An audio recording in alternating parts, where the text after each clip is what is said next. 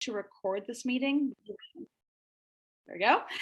Given the fact that there was late notice and there were folks that could not attend with late notice, I ask that if you have any concerns about things that come up in this meeting that you perhaps are not comfortable having shared out, please let us know by 5 p.m. tomorrow on Friday, and we will not share the recording out. So the meeting is being recorded. It will be kept among the 5 of us. And if we hear from anyone that you are not comfortable with the recording being shared out, you can privately message me, and we will not share the recording out publicly. And by publicly, I mean folks who could not attend. Some housekeeping things. I will sort of be driving some of the agenda stuff forward. Dana is on the tech side and letting people in. Susan is monitoring the chat. Alessandra is going to be presenting, and Alex is taking notes. So that's just sort of our roles and responsibilities within the context of this meeting. And I'm sure there will be folks sort of joining throughout. And so if we can all collectively, in spirit of mutual aid, be modeling things like, making folks feel welcome, making folks see the prompt to introduce themselves and to engage respectfully in the chat. And with that, so the reason for this meeting today is that we are currently in hurricane season. We have, collectively been through many events over the course of our lifetime in the city, and especially in the last couple of years. I'm sure we are all sort of feeling it in terms of being perhaps a little burnt out and perhaps a little anxious about this storm season. I am concerned, and others that called this meeting are concerned about sort of our level of preparedness, especially as it relates to sheltering and evacuation. And therefore, we wanted to take this time to brief everybody that is doing work related to these areas, which is really everyone in the city, to make sure that we're all on the same page about sort of what are the challenges particular to this storm season, as well as potentially the opportunities to coordinate, right? We saw a lot of coordination that happened, especially in response to Ida, that was sort of ad hoc. But what would happen if we perhaps coordinated a little bit more ahead of time? And so with that, I'm going to turn it over to Alessandra Tirolman to give an overview of the city-assisted evacuation plan and some changes for this year. Yeah, thanks everybody. And just sort of full disclosure, I did not see the plan myself until just a few weeks ago. And so really what I want to talk about is more of our collective concerns, and would love to know what some of your thoughts and concerns are for those of you that have seen the city assisted evacuation plan, or just more broadly reflecting back on Ida. I know we have limited time, so would invite you to also kind of use the chat to talk back, and we'll have some discussion as well. I'm among many people who are deeply familiar with these issues, so I'm sure that I will miss things, but just sort of an overview, kind of what it was that really struck me and to be honest, really scared me when I looked at the city assisted evacuation plan is that first and foremost, there are components of it that very much reflect the plan or non-plan that we had in place leading up to Hurricane Katrina, right? And we know a few things, right? We know that it is possible to utilize the city assisted evacuation plan. It's been done. We also know that it's tremendously expensive, and that it makes, I think, a lot of assumptions regarding how many volunteers will show up, how quickly people can move. And there are challenges there, even in a perfect scenario where a storm is coming with a lot of advance notice, the city's able to mobilize its volunteers. Even then, they're looking at several hundred volunteers just in time training and processing about 2 persons a minute. There's absolutely nothing that can go wrong in that scenario and still have it work, right? And so that right there is a challenge and a problem in and of itself. I don't think that alone was enough to sort of call this meeting. What is most concerning, and what I really kind of wanted to spend a little time talking about, was 2 scenarios. One is a rapid intensification storm where either some portion of folks cannot be evacuated, or some portion of folks have to shelter in place. And the second is a scenario where there has to be a post-storm evacuation that could be related to that second scenario, where what you have is not everybody able to be evacuated. It could also actually arise from a situation like Ida, where a decision is made to essentially do nothing, right? But then there is an opportunity on the back end, realizing the projected duration of power outages, realizing extensive damage, where it seems to make sense to evacuate. And those are two scenarios that this plan does not account for. So if you've looked at the plan, or if you do so after this meeting, you'll notice that there's a very brief portion that talks about this kind of rapid intensification event. And the first thing I want to say is this is a really difficult situation for the city to deal with. It is a difficult situation for emergency managers in any state and city to deal with. It is hard to move that many people quickly and safely. And so the fact that storms are ramping up more quickly presents a really big challenge to emergency management. And it raises big questions like, if we can't evacuate big cities, right, how do we have a backup plan that is actually just and safe and appropriate, where government is still meeting its responsibility to people?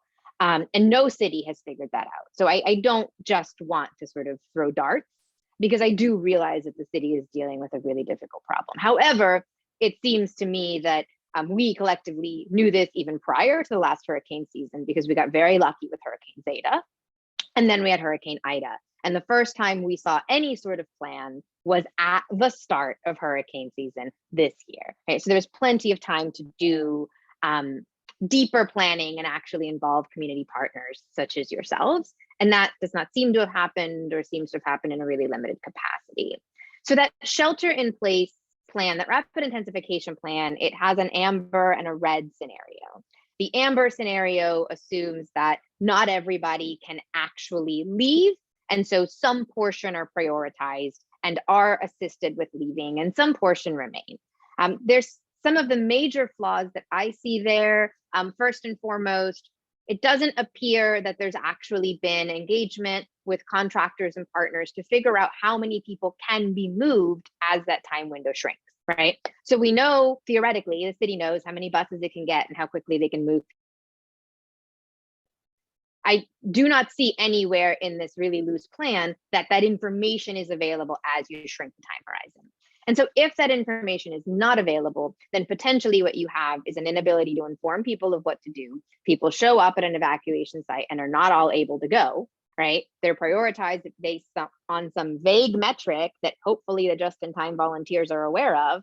And the people that aren't able then to leave are in a pretty bad situation, because they just used their time and their resources getting to Smoothie King Center, and now have lost that time to make preparations back home or make alternatives, right?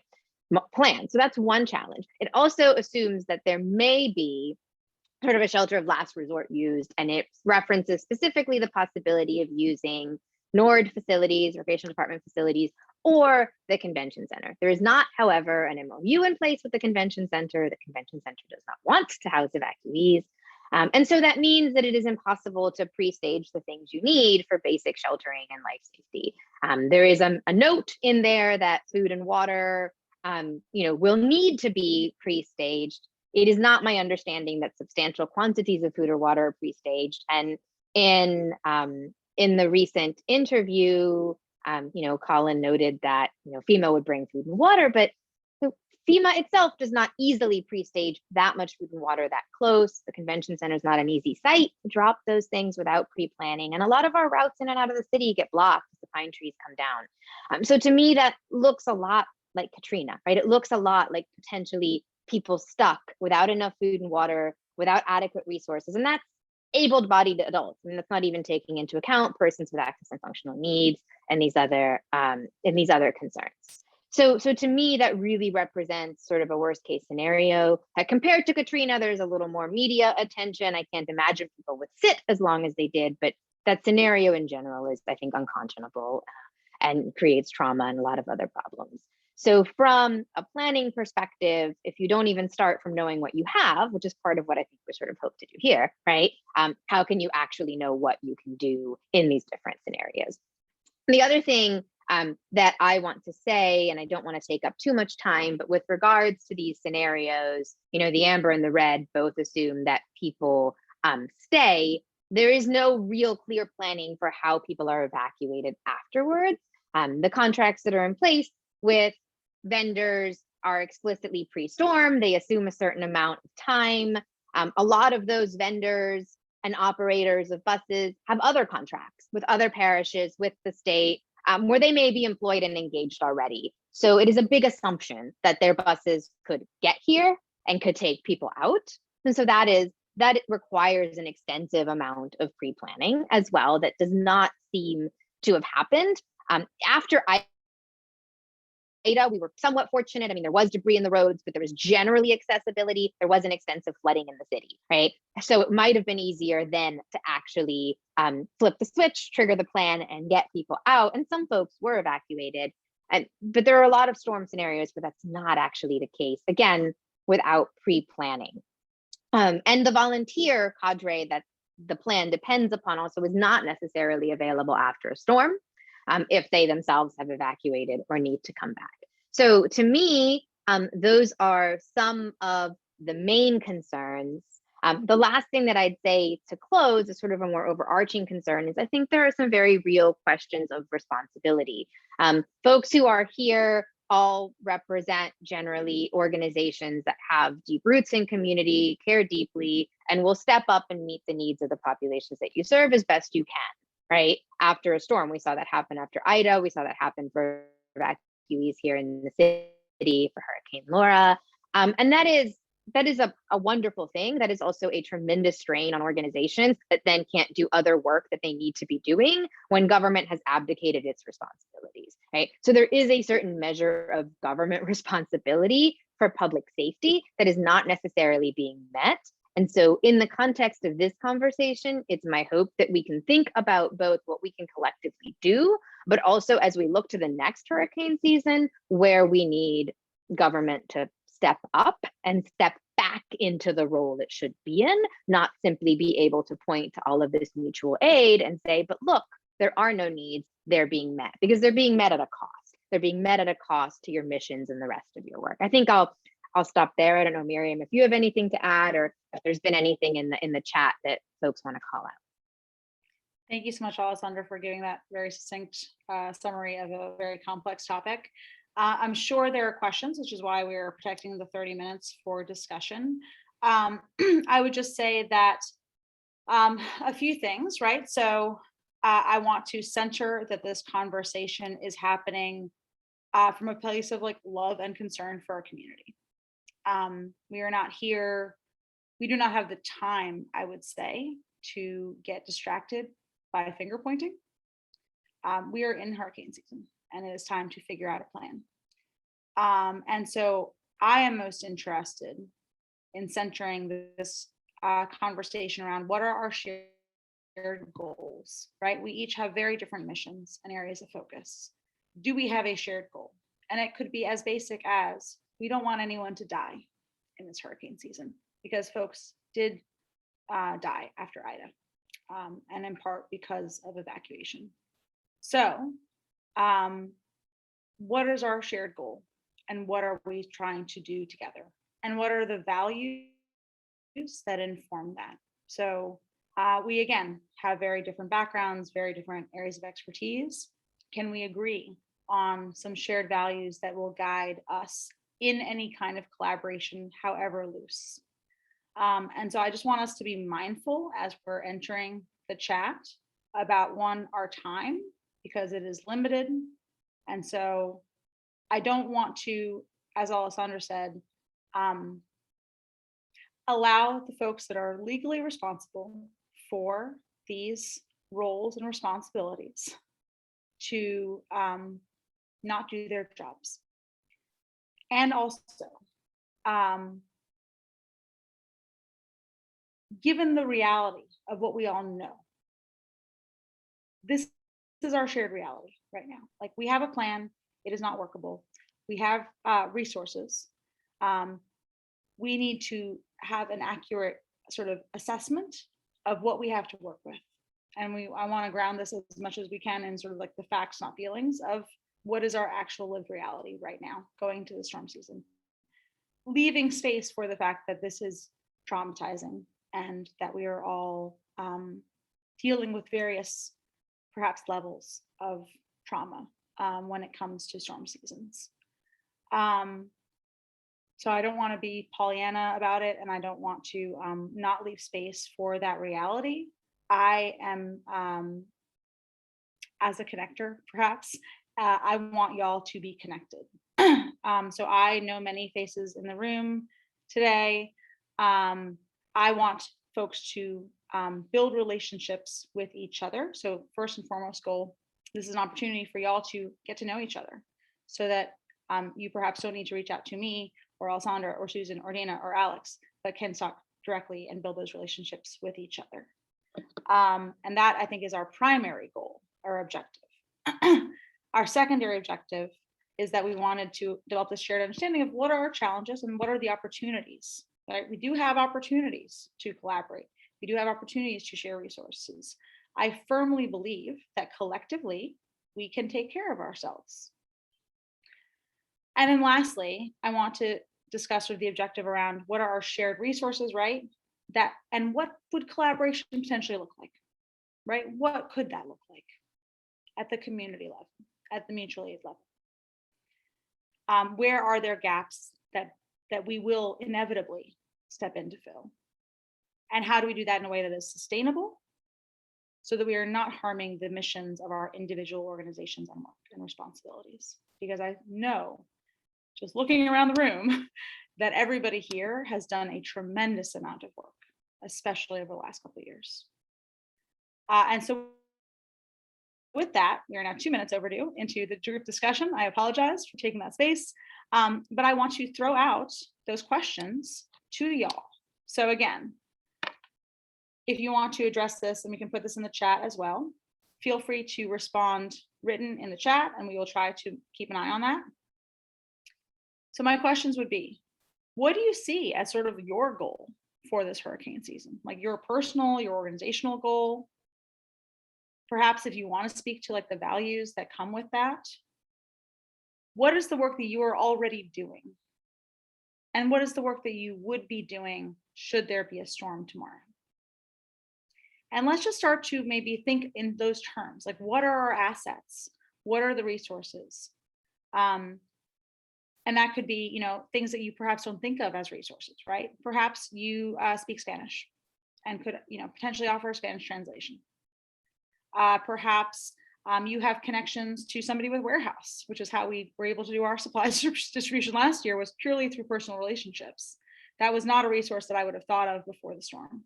So let's think a little bit creatively, like what do we have actually at our disposal through our shared networks? And with that, I'm going to go on mute. And let's see how this goes.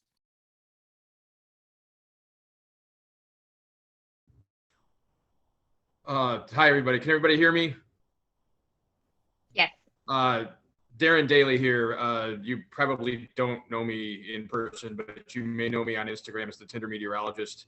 I want to make a couple comments on the evolution of the Atlantic Basin hurricane season in the last few years, because I think it's important. We will see more and more events like Ida, where there is rapid intensification with very little lead time going forward, and that's just a fact. There's no way around it. You know, I can't speak to a specific number. I can't speak to a specific percentage. Obviously, we don't have that information, you know, before it happens. But that's just going to happen. And as Alessandra very accurately pointed out, it puts any governmental entity or response team in a really bad spot. You know, competent or not, because there's just no time. We're not used to, you know, Katrina. We had 10 days of lead time with Katrina. Ida, we had 3, if that, and as little as 36 hours before Ida made landfall. It actually was not strengthening like we thought it was going to. And so, you know, there was much gnashing of teeth in the meteorological community, and oh, you know, did the intensity models fail us again? And then boom, a 35 knot increase in the sustained wind speed in 12 hours. which is pretty much unprecedented. There's going to be more of that. The other thing I want to speak to is the levees. And I am going to point out that since Katrina, since the quote unquote rebuild, the levees have not truly been tested yet. And I'll explain very briefly why. Ida was not a true test for the levees because of its path. Ida's center went to our left, meaning we had an easterly wind to start, and then it veered, which means it rotated clockwise. So east, then southeast, then due south, then southwest. And then as the center got further away from us, there was a west wind. What happened with Katrina, Katrina's center went to our right, okay? And what that means is a screaming north wind down the length of Lake Pontchartrain. And that's what caused the levees to fail at that time. We have not had that scenario yet. So I want everyone to keep in mind in the back of their Can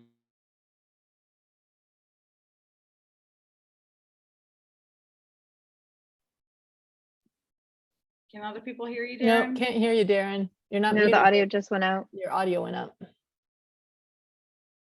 Darren, maybe you could put some of that in the chat so we can also keep the conversation going Yeah. since we have limited time.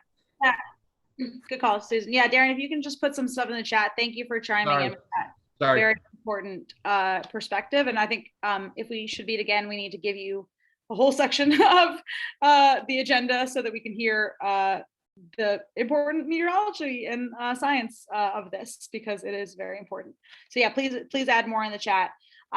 So given what Darren just provided with us, which, gave me some chills, and what we've discussed this far, I'm curious to hear from other folks, and would like to use sort of reverse stacking, which Rachel Pickens just taught me. But essentially, I think that if folks have more privileges and are perhaps more likely to speak up in meetings, maybe to take a step back, and if you're less likely to speak up, to take the opportunity to do so. Hey, my name is Erica Lambert. I'm a little nervous to speak up right now, but I'm going to go for it because you guys have made me feel very comfortable. So thank you for that. I am learning operations and disaster emergency preparedness response outside of the walls of a hospital.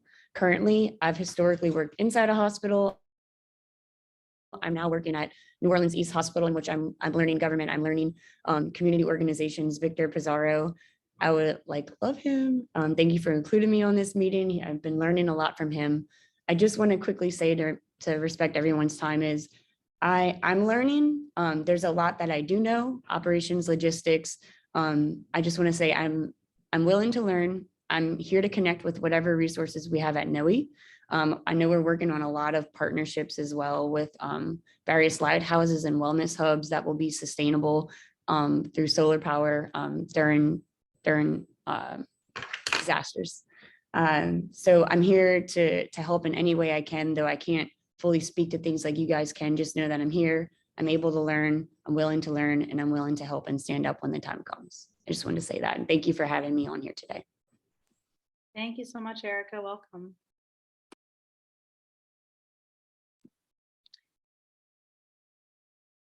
And we can hold this space. I don't want to pressure anyone to talk. So I can keep throwing out questions, or I can cede the space. Does anybody, and also you can use, I'm sorry, don't forget that you also have the reaction buttons at your disposal. So if you want to engage with react button, or if you want to raise a hand, if somebody else is speaking and you want to chime in.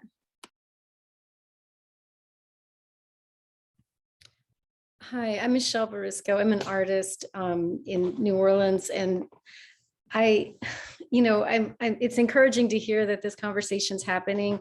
I was here for Katrina. I'm a native of the city.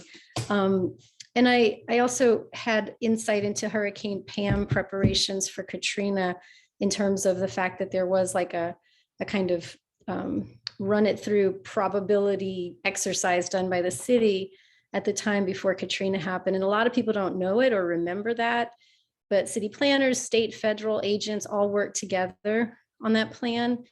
And then I witnessed New Orleans do nothing. That was part of their plan, which was so upsetting.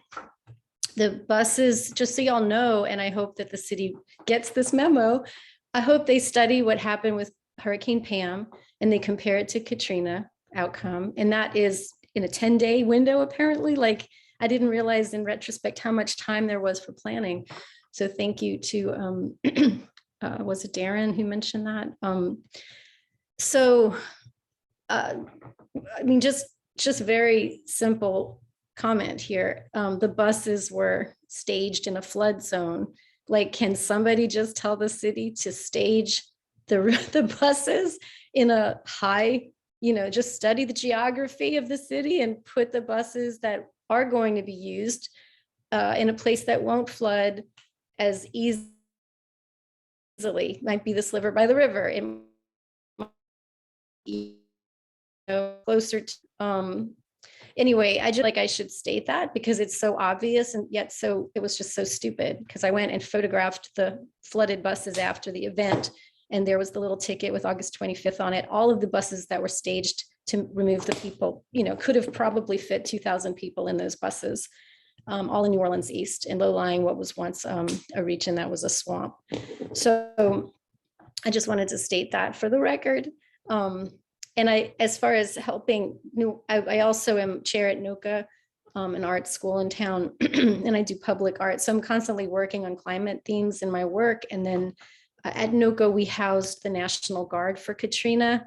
So that was one way that NOCA helped out. So the National Guard was helping out in the Bywater neighborhood, theoretically. Just wanted to state those things for the record, which was a very interesting, crazy time. But thank you for organizing this, y'all. Thank you, Michelle. And so excellent points. Very grateful to have knowledge of Native New Orleanians on this call, and the importance of the schools, as well as the, I would say the role of military and policing that we inevitably see in disasters is something to consider. Victor, do you have your hand up, or are you just frozen? Yeah, no, Okay. I'm not frozen. Sorry about that. I know a lot of you. I just wanted to introduce myself and also offer up in person some of the resources that I have available, because I may be one of the most intersectional New Orleans natives. I'm queer, I'm Latino. I work for New Orleans East Hospital, and I also work for Ashe Cultural Arts Center with the I Deserve It program, which is also what Erica's working with, and Brian, who I think is listening in. But it's a new initiative. What we do is we connect the most needy residents of New Orleans with socioeconomic resources as well as healthcare. It's the first program of its kind in the country. I did speak to the leaders of I Deserve It. They were very excited about this initiative to try to come up with a plan. So I'll put all of my emails in the chat. If anyone has anything for me or outreach to the Latinx community or anything you need, please reach out. Let me be one of your access points. I'm here for it. I'm also, I'm a Chalmatian. I'm a native. I went through Katrina, trust me. Like, this is very important and near and dear to us. So I don't want to take up a lot of time. I just wanted to introduce myself. I do know a lot of you, but for those of you that don't, please feel free to reach out and let me do what I can for you. Thank you.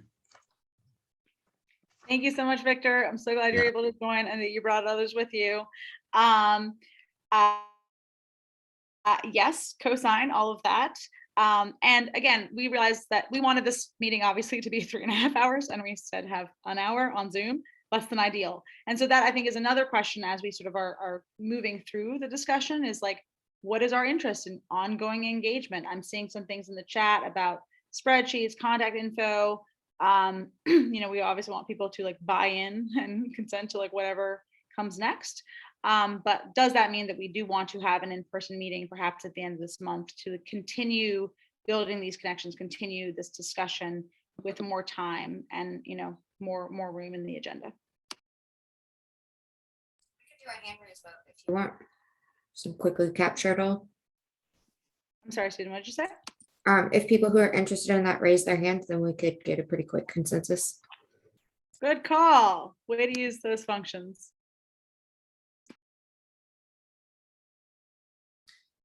Hey, I'm Michelle Ingram and I run Zeus's Rescues, and my participation here is looking out for the animals. So with Ida, with the storm quickly approaching, we had the problem of people once again being turned away from buses with their pets to evacuate. So we had to do some quick maneuvering of our shelters and people not being able to get across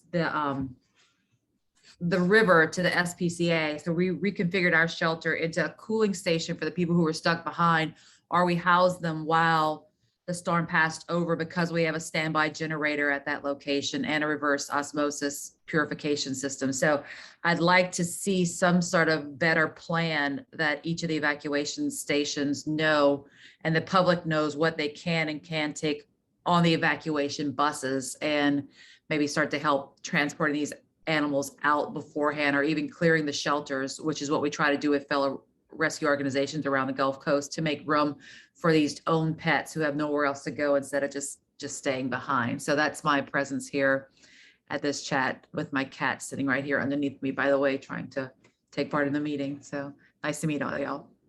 Thank you, Michelle. And thank you, Michelle. I don't know if you remember me, but I found a kitten during Ida that I was response. Yeah.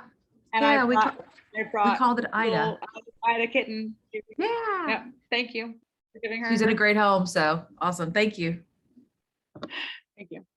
Other folks, I know, folks, maybe like if you want to take your hands down now, just I think hopefully we've captured the interest, but using the hands for if you want to speak or just unmute yourself. Ellen and Alex, does that mean that y'all are next up to speak?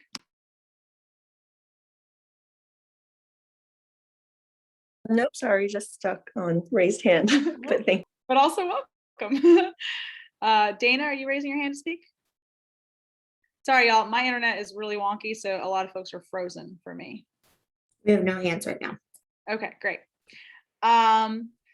Well, again, happy to leave more space for folks to introduce themselves, happy to have folks chime in, and also love that people are continuing to do so. In the chat, Susan saying it looks like the majority of individuals will be interested in person. We will plan and share it out as things take formation. I have a specific question about that. So we had originally planned to schedule this as a morning meeting from 8:30 to noon. Obviously, that is not accessible to folks who perhaps are not salaried or do not have flexibility to attend a meeting during the day. We do have a hold on First Grace to have an in-person meeting on the 29th, should that be of interest to the group. And it is scheduled again for that same time period from 8:30 a.m. Doors opening at 8, but 8:30 a.m. until noon. I want to take a poll right now, and you can use your thumbs up, thumbs down reaction buttons. If we were to hold an in-person meeting at the end of the month, say on July 29th at First Grace, does the time of 8:30 to noon work for people? Or should we consider perhaps an additional or separate meeting that would be in the evening and would allow folks to attend after work? So I'm seeing a thumbs up. And if anyone has concerns about that, so I think we're getting a number of thumbs up, but also not hearing from others. So perhaps those are thumbs down. Yeah, thank you, Alessandra. So yes, so for the group meeting, we plan on having Spanish translation and a Spanish-speaking led breakout group. Again, we are also open, like if we want to have Vietnamese translations, ASL, we want to know what folks need. That is why we had the RSVP form in addition to the Zoom form. So please, if you have not filled out both of those registrations, I know it was a lot of information in that email, please do fill out the RSVP, the Google form, so that we know sort of what are some of the accessibility concerns perhaps moving forward, and can plan accordingly, because we do want to make this as accessible as possible. I will say that, again, we are sort of all at this point volunteering our time, right? For some of this is our job, and perhaps can be counted as part of our job. For others, I know that that situation is different. And I will say that, we are exploring if there is, potentially funding, if there's potentially ways that we can support folks' time, because one of the easiest ways to make any kind of planning process more equitable, in my mind, is to pay people for their time in consideration of the fact that this is very real expertise that y'all are bringing to the table, and we are grateful for your time. I'm seeing some folks chiming in. Again, we can explore different options to make it as accessible as possible. While I do think that there is an importance of meeting in person if we can do so safely with COVID, with storms, just so that people can really start to build. I know that we've all gotten adept at using Zoom over the last couple of years, but it's also not the best.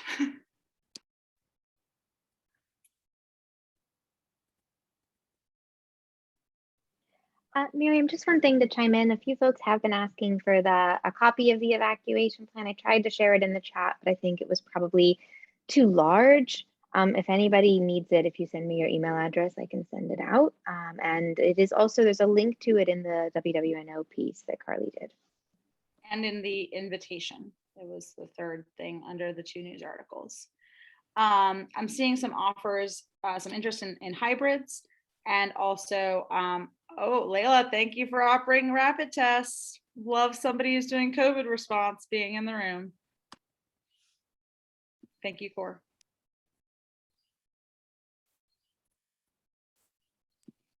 So we have 8 minutes left. A couple hands up also. Oh yeah. Marion, were you wanting to speak? Hi, I wanted to introduce myself. I'm Marianne Miller. I'm the State Local Program Manager. I've been in the role of co-chair of the Recovery Response Economic Development Committee. So I just wanted to offer that the conversations that have been going on there, and so the committees are designated sort of by topic, like there's a health one, there's economic development, and these are the working groups that are convened by the Hazard Mitigation Office. So I just wanted to offer, because that plan is specific to recovery, and so for economic development, some of the things we've been focusing on are ways in which, some of the brilliant ideas that have come out of the unfortunate circumstances of Ida, to have, places where a business could be the host for resources for the community. But I wanted to say a couple of things. That the emphasis in this plan is specific to recovery, but as it relates to the issues we're discussing, I think it's still very likely that some of the people who've been the most active in this working group would want to come should we have this morning meeting that we're discussing, because they've really seen the way the conversation about the recovery plan is performing intentionally in a siloed way, but I think they would want to be able to share some of what they were hoping could be integrated into the evacuation and immediate response planning as well. And they've been some really great resources with some great ideas. So I'd hope to be able to invite them. And the other thing I wanted to say is the recovery plan has a public comment period that's coming up in August and September. So I want to be able to let y'all know that, as well as working on some of the wording and infographics for what that plan is. I would also love to be able to ask you all to review it at the time that the public comment takes place. Thank you so much, Marianne. All super good points, and especially tying this in. Obviously, emergency management is a cycle, right? We have mitigation, preparedness, response, and recovery. And we are constantly cycling through, and a lot of times concurrently dealing with various phases of that. And so definitely want to tie these things together. Dana, I think, had forwarded me maybe one of the email invites. And so I tried to reach out to some folks that were involved in that process for this meeting. Quite frankly, we're all doing this among many other things. And so we want to build as quickly and with as much intention as possible. and there will always be things that fall through the cracks. I just, want to recognize that we are all humans and trying to do our best here. So as people note things that are perhaps not going well, please do call me and tell me, and we will address them. Just want to put that out as a sort of general invitation for call-ins moving forward. And that being said, also that clearly a lot of these invitations came from our personal networks, and those are skewed by virtue of just us having our own networks. And so we want to be as intentional as possible in making sure that whatever comes of this and the network building sort of that comes of it is one in which we are not leaving anyone behind. And with that, we've got 4 more minutes. So who has been waiting to speak?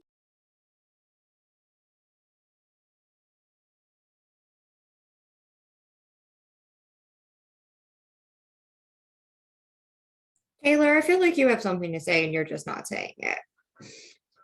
Because you've had a lot of collaboration behind the scenes about all your concerns with everything going on.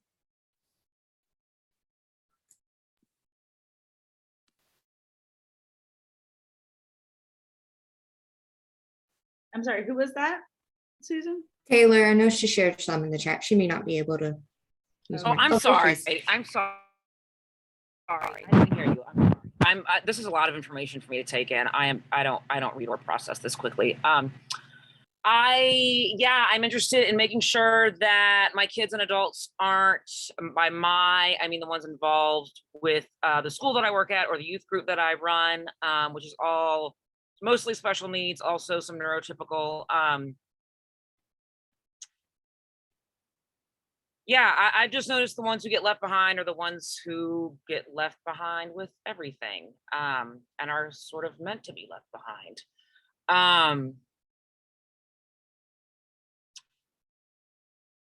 I do think this is one of those areas where the power of community and networking and connecting and sort of no barriers reaching out is powerful.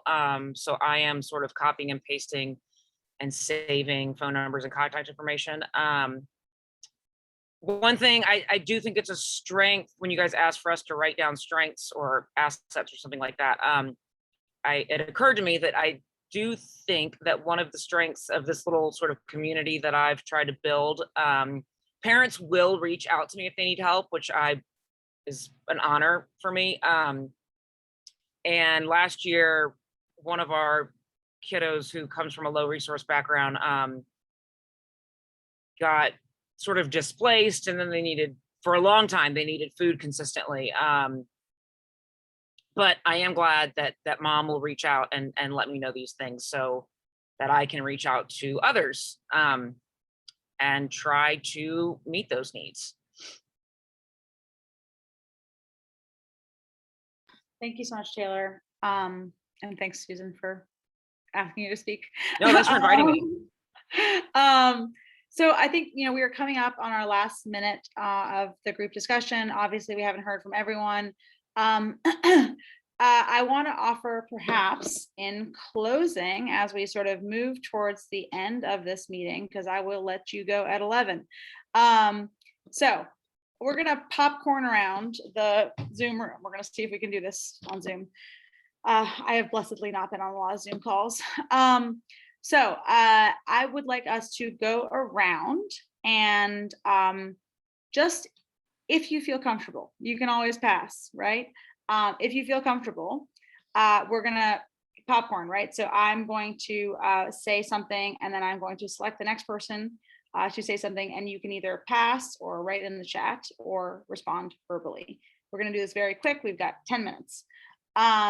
So in terms of next steps, we've all taken in a lot of information, right? Like a lot of intense information. I want us to sit with it. Like, we don't actually have to rush to action. Luckily, thank you to the meteorologist, Darren, the weather has not taken a turn for the worse. And we are going to, have some feelings that are going to come up as a result of what is some concerning information.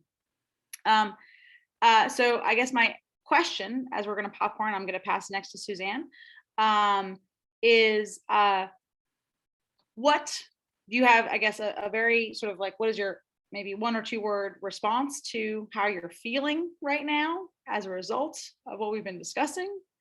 And do you have any thoughts on next steps? And so with that, I am going to pass it to Suzanne. I am not used to being called Suzanne. I don't do feelings, but my thought on the next step, and it deserves discussion, is that if this group and members of it want to come forward with specific concerns about the city's plan or lack thereof, New York Times is willing to cover it as a story. So that offer is on the table from the Atlanta bureau chief. Thank you, Sue. Sorry. Written words, stick. Even though I've been knowing you. Can you select the next person? Nellie. Girl, I was looking at you like, don't pick me. I knew it. That's why you my got feeling and next step. My feeling is connected, rooted, and grateful for this space and like having such powerful work in the room represented here. And next steps, we're working on sort of the longer term resilience work right now by trying to make sure that community has a seat at the table for IJA infrastructure federal dollars, and also bringing stakeholder priorities across all of the gaps that exist within our government and between our government and our community. And so that's really where our large focus is, and plan to, if we're still here, and if a storm hits, to be here and do the same sort of support we did last season. I will call, did I answer the questions, Miriam? Okay, I will call on Nicole. Hi, everyone. Next steps. You skip feelings. Oh, I don't do feelings. It's not. I'm actually feeling pretty prepared. I'm feeling prepared. We'll leave it at that. Next steps. So for those of you that don't know me, I am not here supporting any specific organization. I just did my best to help out where I could and to help take care of the folks on my block and have them take care of me. And so that's sort of the way that I look at this. So my focus has not been simply on my preparations, but also making sure that my neighbors around me are prepared so that they can make sure that their neighbors around them are prepared, et cetera, et cetera, et cetera. So I am feeling as prepared as I can feel for a hurricane season. And I am hoping and trying to make sure that the folks around me are also feeling that way. And I am going to pick on Carly next. Hey y'all, I am a reporter for WWNO and did the story on the evacuation plans a couple weeks ago, where you can find a link to the full city assisted evacuation plan that we got through a records request. And I was invited to be here just to kind of be a fly on the wall on background. Feeling definitely a little anxious getting deeper into hurricane season. And I am my goal as a reporter is just to be, getting information out to people in the time of a disaster, before, during, after. So that is my main prerogative going into the rest of the season. Oh, and I will pass it to Tanya. Just keeping an eye on the time, we're gonna start moving more quickly. Good. Does that mean I can skip feelings? Absolutely not, Tanya. A little worried, having a lot of health issues, so personally concerned about what evacuation will look like. Thinking and next steps that we need to find a city councilor who's on side, who can be the ally, champion, hero of the work. And I will pass it to Victor. I thought I was going to get a pass. I'm feeling actually empowered and better about things. I'm also not going to lie, feeling a lot of anxiety. I forgot the rest of the assignment, but I would like people to feel free to reach out to me for any kind of network connections. I do have a very old and close relationship with a city council person. Here's a hint, we're both Latinx people. But if that could be or if I could just have a casual conversation with them about the efforts, if the group thinks that's a good idea and propose an allyship, just please let me know. I'd be more than willing to do that. But also, I think that this is a great initiative and I'm excited about moving forward with it. And I will pick, just trying to be completely random. I'll pick Michelle because, you know, pass. Really quickly, I'm going to chime in to say, as much as I'm picking on people to like share their feelings, obviously no obligation to. I understand shutting down, being on autopilot through storm season is a survival tactic. Also, I just want to say that please feel free to use the chat and to use the pass function if you do not want to share. We have 3 minutes left, and I know some folks will have to hop on. All right, I guess that was me. I'm feeling actually less alone than I did starting this, realizing that there are other people in the same boat that I am, dealing with the same issues, just with people, not with pets. And the next steps, I would really like to see something more concrete as far as the city assisted evacuation plan. While it looks good on paper, the implementation just never seems to go the right way. So I'd like to see some more work on that from the city's end. And I'm gonna flip this over to, I'm going randomly, sorry. Oh, there's another Michelle in here. Were you picking the other Michelle? I'm picking you, Michelle. Okay. Thank you. I'm feeling anxious, you know, because I did live through Katrina and I do know what lack of action means in terms of firsthand, like some of the other New Orleanians or Chalmatians. But I'm feeling hopeful with this meeting and hearing all of the people that are tuned in. I'm also thinking like local as well, like I did for Ida. I left, but I came back for a stint and I had solar backup and I was able to share that with my neighbors. So I worked in my own little community, my own block, got ice, did all kinds of stuff for people and neighbors that were older and didn't have the means to do it. And I do wish that we lean into the solar thing as much as possible. It seems like it's so simple and so many people can actually be empowered by such a simple thing.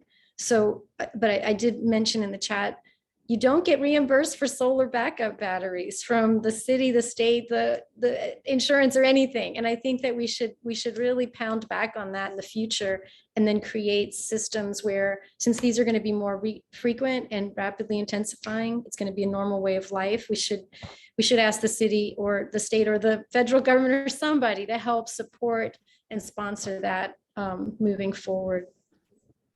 Thank you, Michelle. So we have 1 minute left. I see folks using the chat. I'm going to also, I guess I now have to talk about my feelings.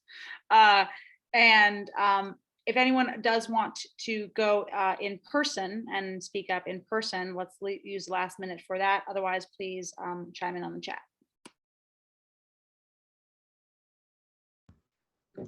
Feeling, well, first, next steps, I think an in-person meeting, yeah, I'm in as long as I'm not working. Feeling.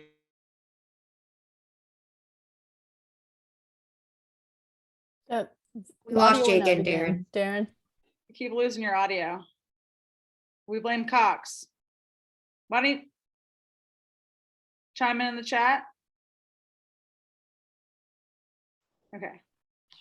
Chime in the chat, Darren. We're not trying to cut you off, I swear.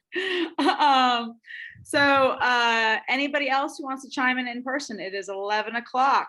Last call. Don't have to go home, can't stay here.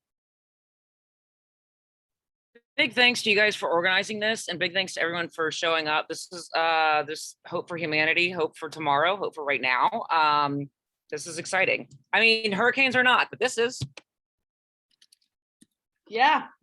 Thank you so much, Taylor. I'm so glad that you're here. I'm so glad that all of y'all took an hour out, especially with late notice, to participate in this. I feel like I, called in some favors to get some folks on the phone, and I am willing to do that always. Sorry, mutual aid. Just thank y'all deeply. I already feel better, and I would say that my feeling is down for the challenge. It's a big one, but we got this. And I'm super interested in looking at a next step in terms of both communication, ongoing communication, an in-person meeting. We can look into hybrid options. We can look into potential future Zoom calls with maybe a little bit more time. And I would just say, in closing, thank you so much to Alessandra, I know who had to hop off, Susan, Alex, and Dana for being fucking rock star co-organizers on this, and to all of you for attending.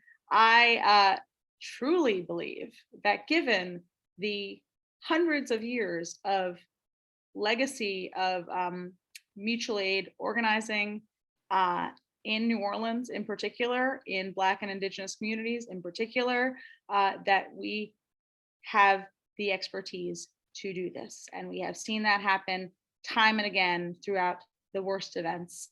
And I know that we're all tired, but we got this. So I will, and Italian communities, thank you, Michelle.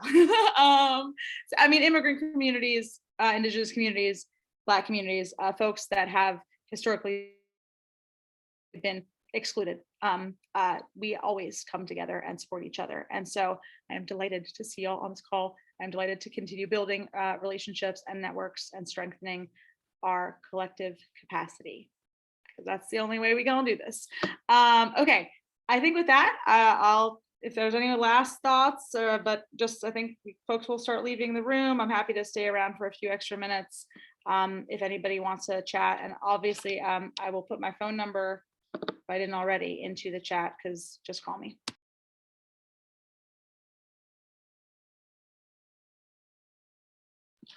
Goodbye. Let's see who lasts the longest. I know. This is actually my favorite moment of Zoom meetings, because I'm the stayer in the meeting room also, who's like, so anyway, tell me about your dog or whatever. Yeah. So what's going on in your world? Yeah. Look at your dog. Oh my, I got my dog. My dog is snoring. Hold on. Let me get my dog. This is the best part of the meeting. Okay, we'll get to see Miriam's dog gets to meet Victor's dog, and then I'm gonna cut Awesome dog. Who can do a screenshot of this? Who can do a screenshot of the dog? Because I hold this dog. I can't reach the keyboard. Okay, hold on. Let me see if I can do it. Okay, come on. Let's get the cute screenshot. Okay, momentico. All right. Hold on. Wait. Oh God. Wait. Can't hold the dog. It's a screen. You Rose. This is the most important part of our work. I know. I'm the tech person, so this is how it goes. Okay. I love this. A great clap. Did we get a picture? Okay, no, get your dog back. Oh no, Chucho, quick. What's your dog's name, Melanie? Okay. His name is Chucho. Oh, Chucho. Chucho coming? Come on. Chucho. He's not coming. Okay. It's okay. Okay, we know. Smile, dog. Oh my God, that's so cute. Oh wait. Sorry. Oh, I missed I missed Chucho. Sorry, I moved too fast. It's okay. Y'all got to see him. I'm feeling so left out because I don't have a dog to show everybody. Oh no, Bye. Okay.